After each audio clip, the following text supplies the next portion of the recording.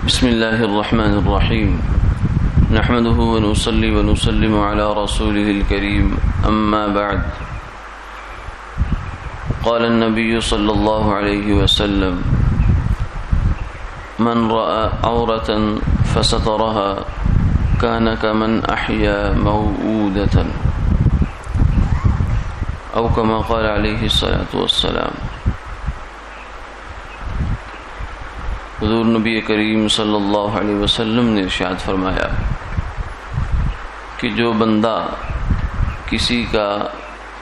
کوئی عیب دیکھے یا راز دیکھے اور وہ اس کو چھپا لے، پردہ پوشی کر لے، یہ ایسے ہی ہے جیسے اس نے زندہ درگور کی ہوئی لڑکی کو زندہ کیا۔ زمانہ جاہلیت میں سرکار دو عالم صلی اللہ علیہ وسلم کے تشریف لانے سے پہلے عربوں کے ہاں کچھ لوگ یہ کرتے تھے کہ اس خیال سے کہ کل کو ہمارے لیے کچھ مسئلہ نہ ہو جائے، اگر ان کے گھر میں بچی پیدا ہوتی تھی تو اس کو زندہ دفن کر دیا کرتے تھے۔ اس قدر جو ہے وہ شیطان کا اثر ان پر غالب تھا اور اس کی بتائی ہوئی باتوں پر اس قدر وہ عمل پیرا ہوتے تھے کہ اس کو زندہ ہی گڑھا کھودا اور کھودنے کے بعد اس کو اندر رکھا اور اوپر سے مٹی ڈال دی، وہ اسی مٹی کے اندر دم توڑ جایا کرتی تھی۔ اب کوئی آدمی اگر آ کر اس کو بچا لے کہ اس کو کوئی اگر دفن کرنا چاہ رہا ہے، مٹی میں ڈالنا چاہ رہا ہے، تو کس قدر وہ بیچاری مظلوم ہے، مجبور ہے، بے بس ہے، تو اس کو جو آدمی بچائے آ کر تو وہ کتنا بڑا محسن ہے، کتنا بڑا نیکی کا کام اس نے کیا، جس کو اللہ یہ توفیق عطا فرما دے۔ تو فرمایا کہ جیسے یہ نیکی کا کام ہے اور بڑا کام ہے، اس میں کوئی شک نہیں، جان بچانا ایک انسان کی یہ بہت بڑی کام ہے، پھر ایسی حالت میں، ایسی بے بسی، بے کسی اور مجبوری کی حالت میں ایک صنف نازک کی جان بچانا یہ تو اور زیادہ اجر کا باعث ہے۔ لیکن فرمایا کہ اسی قسم کی جو نیکی ہے اس کا موقع کم و بیش ہم میں سے ہر انسان کو ملتا ہے، کیونکہ زندہ درگور لڑکی تو بچانا شاید کسی کو زندگی میں کبھی موقع ملے اس کا، لیکن یہ والی نیکی جو اس حدیث مبارکہ میں ارشاد فرمائی گئی، اس کا موقع تو ہم میں سے کم و بیش ہر آدمی کو ملتا ہے، اور بلکہ زندگی میں کئی دفعہ ملتا ہے۔ وہ کیا ہے؟ وہ یہ ہے کہ کسی مسلمان بھائی کا کوئی عیب ہمارے سامنے آ گیا، یعنی کوئی ایسی بات سامنے آ گئی جس کو وہ ظاہر نہیں کرنا چاہ رہا تھا، کوئی مسئلہ تھا، کوئی ایسا اس سے گناہ ہو گیا، کوئی ایسی غلطی ہو گئی کہ جو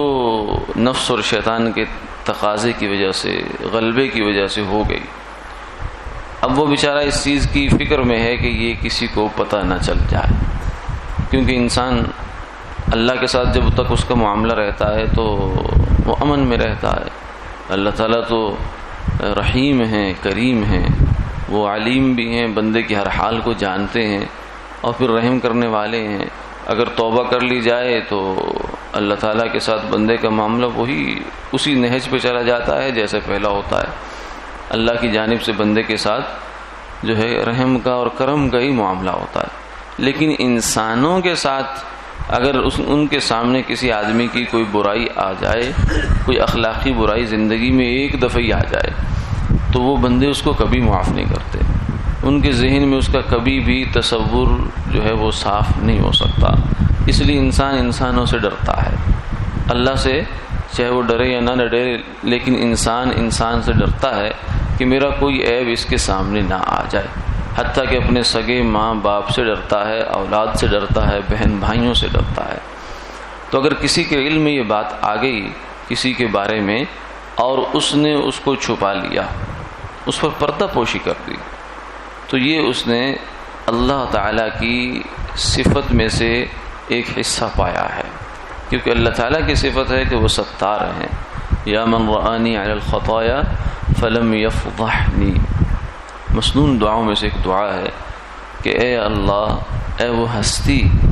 کہ جس نے مجھے غلطیاں کرتے ہوئے، گناہ کرتے ہوئے دیکھا، فلم یفضحنی، لیکن مجھے رسوا نہیں کیا. یہ اللہ کی نعمتوں کا اقرار ہے، اظہار ہے کہ اللہ تعالیٰ کی ذات جو ہے وہ ستار ہے، پردہ پوشی کرنے والی ہے. تو جس شخص کو یہ موقع ملا، کسی مسلمان کا عیب اس کے سامنے آ گیا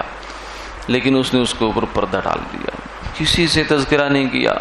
اور اپنے دل میں بھی اس مسلمان کو حقیر نہیں سمجھا، بلکہ یہ خیال کیا کہ اللہ نے اس کو توبہ کی توفیق عطا فرما دی ہوگی، کیونکہ ہر مسلمان سے اگر غلطی ہو بھی جائے کسی سے تو انشاءاللہ توبہ کا دروازہ تو کھلا ہے، اور جب توبہ ہو جائے تو پھر وہ گناہ ایسا ہے جیسے اس نے گناہ کیے ہی نہیں.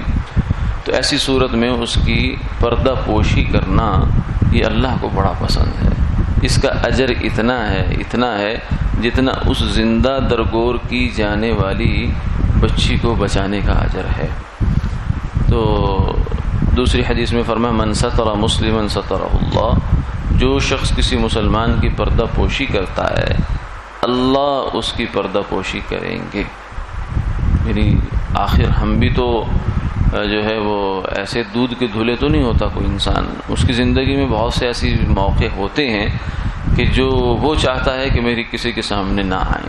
تو اللہ تعالیٰ اس کو بچاتے ہیں، اللہ پردہ پوشی کا معاملہ فرماتے ہیں. تو جب اللہ ہمارے ساتھ ستر پوشی کا، پردہ پوشی کا معاملہ کرتے ہیں تو مخلوق کے ساتھ بھی ہمیں پردہ پوشی کا معاملہ کرنا چاہیے. اللہ تعالیٰ عمل کی توفیق عطا فرمائے.